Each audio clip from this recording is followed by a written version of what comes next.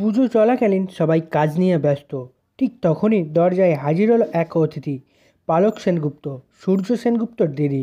গায়ত্রী তারকে দেখে অবাক হয়ে বলে, পালক তুই কত বছর পর এলি?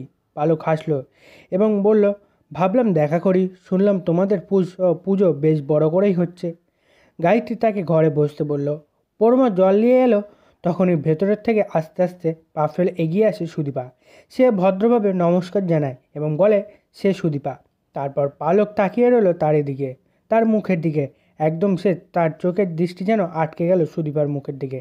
কিছুক্ষণ সেইভাবে থাকার পর কাপা গলায় বলে উঠল, দীপা, তুই তুই বেঁচে আছিস? সবাই চুপ হয়ে যায় একথা শুনে। আদিত্য তাকিয়ে আছে বিস্ময়ে। গায়ত্রী ধীরে ধীরে বলে, পালক তুমি ভুল করছো, ও দীপা নয়, ও হলো সুদীপা। তখন পালক বলে, না, এই মুখ, এই চোখ, এই হাসি একেবারেই দীপার মতো।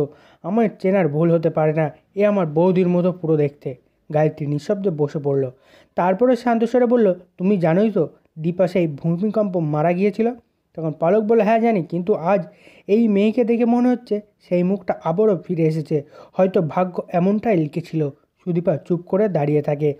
তার মনে চলে অজানা কৌতূহল। সে বুঝতে পারছে না কেন পালকটাকে দীপা বলছে, কিন্তু তার মনে এক অজানা টান কাজ করছে।